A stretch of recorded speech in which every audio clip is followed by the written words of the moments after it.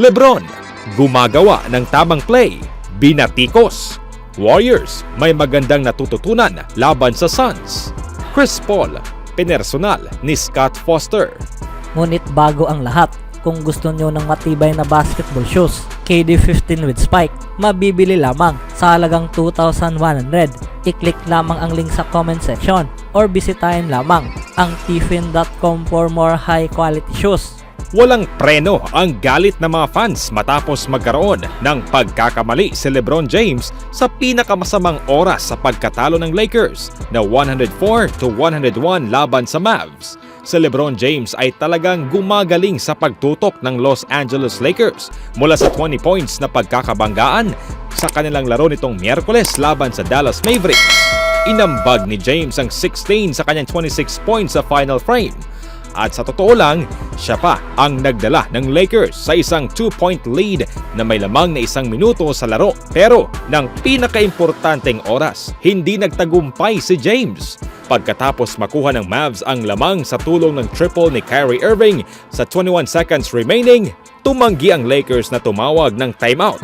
Kumpiyansa sa kanilang tsansa na makascore laban sa unit na nasa court ng Dallas.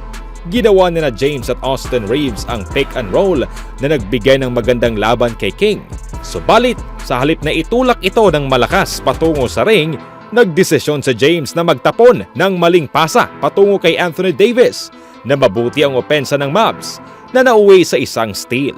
Hindi pa tapos ang laro sa puntong iyon. Maring nakatira si Irving ng 2 free throws upang itulak ang lamang ng Mavs sa 3. Pero may timeouts pa ang Lakers upang ma-advance ang bola at magkaroon ng magandang tingin sa buzzer. Alam ng lahat sa building na kay LeBron James papunta ang bola. At iyon nga ang nangyari sa pag-curl ni James patungo sa gilid para sa isang semi-open na 3-point look. Ngunit sumablay ang tira na yon sa kanang bahagi ng ring. Kumbaga, sa pagwawala ng lahat ng pagsusumikap ng Lakers sa spirited na comeback sa isang 104-101 na pagkatalo. Si James ay madaling pag-initan bilang target ng galit, na karamihan naman ay hindi nararapat. Pero hindi nagpigil ang mga fans matapos magkaroon ng pagkakamali si King sa pinakamasamang oras. Hindi nagtagumpay na tapusin ang kanyang magaling na fourth quarter. Hindi na masaya ang mga fans kay LeBron James, lalo na sa kanyang decision-making sa crunch time. Lalo na noong panahong iniwan niya ang game-winning shot para sa isang bukas na 3 mula kay Cam Reddish. Sinabi ni James na siya'y simpleng gumagawa ng tamang laro. Ngunit malinaw na hindi ito nangyari nang ipilit niyang magpasa kay Anthony Davis. Malupit na laban ng LA sa ika-4 na quarter. Kulang laban sa Mavericks. Bagaman mukhang maayos ang final score na 104-101 sa huling segundo ng pagkatalo ng Los Angeles Lakers sa Dallas Mavericks, maaari kong sabihin sa iyo na karamihan ng mga ito ay hindi ganap. Ang Los Angeles Lakers, isang mas malaki at mas mahabang koponan, ay nagkaroon ng problema laban sa matinik na sharpshooting at mabilis na Mavs sa karamihan ng gabi. Ang koponan ay bumawi sa ika-4 na quarter, pero sa huli, naubos din ang lakas. Nagpalitan ng points ang dalawang koponan sa unang quarter.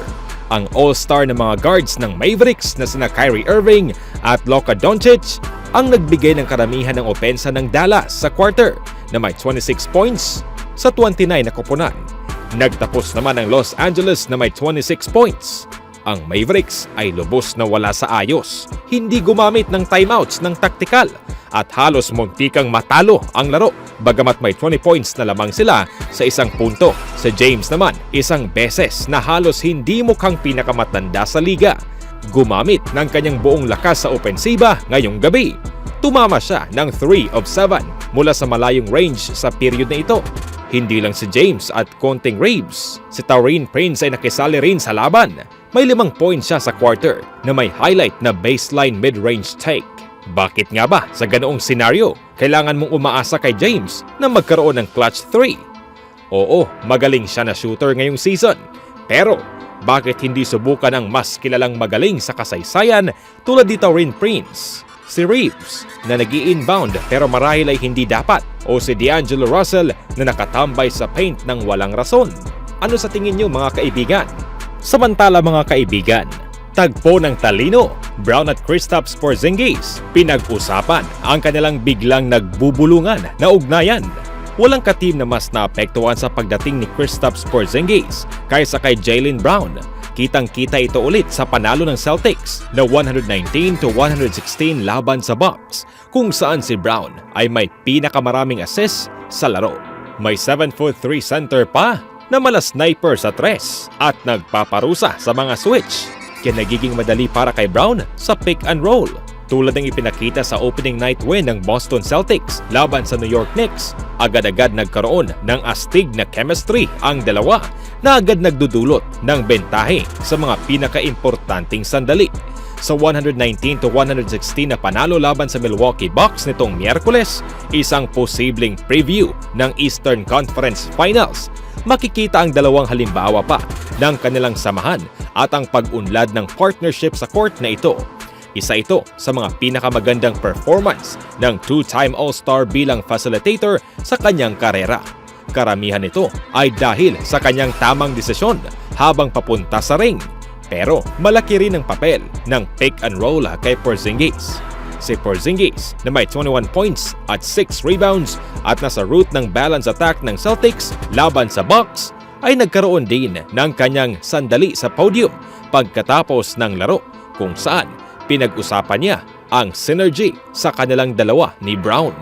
Sa ibang balita naman mga kaibigan, samantala, nauwi sa kabiguan ang wild comeback ng Warriors laban sa Suns. Ang unang di kanais-nais na laro ni Stephen Curry sa kanyang standards ngayong season ay nagresulta ng 123-115 na pagkatalo ng Warriors sa Phoenix Suns nitong Miyerkules sa Footprint Center. Pero malayo ito sa buong kwento. Ginamit ng Warriors ang lahat ng kanilang 12 active players at lumaban ang koponan ni Steve Kerr hanggang sa huling segundo. Nangunguna sa 23 points at binawasan ito ng mga reserves na maging 6 na puntos na lang may 1 minuto na natitira. At patuloy na lumalaban na ginawang 3 puntos na lang ang agwat sa may 12 seconds na lang na natitira. Sa ilalim ng mga pangalawang unit at mga rookie, nilamang ng Warriors ang Suns sa score na 40-32 sa ika-4 na quarter. Ang laro naman ni Brandon Podziemski ay plus 20 sa loob ng 23 minutes mula sa bench na may 10 points, 4 rebounds, 3 steals at 2 assists. Si Corey Joseph ay plus 12 sa 16 minutes at si Darius Saric plus 12 ang nanguna sa scoring ng bench na may 17 points. Ang bench ay nagtala ng 53 points at halos nakamit ang hindi inaasahang comeback sa Phoenix. Si Klay Thompson naman ay may pangalawang sunod na laro na may hindi kukulangin na 20 points. Ngunit si Stephen Curry ay may season low na 16 points. Hindi siya nakatikim ng 20 points para sa unang pagkakataon ngayong season. Tumira si Curry ng 6 of 15 mula sa field, sa 1 of 5 sa 3 at nagtapos ng kanyang streak na 14 na sunod na laro na gumagawa ng hindi kukulangin sa 4 na 3 para sa simula ng season. Painit ng painit ang ating mga basketball updates mga kaibigan. Kung nagustuhan nyo ang video na ito, huwag kalimutang mag-subscribe, i-like at i-share ang video na ito sa inyong mga kaibigan. Maraming salamat! Always do it on my own, so I gotta get through it. And the only thing I know is to love what I'm doing. Never give up, never slow, till I finally prove it. Never listen to the no's, I just wanna keep moving. Keep my head up when I act, head up that's a fact. Never looking back, I'ma keep myself on track.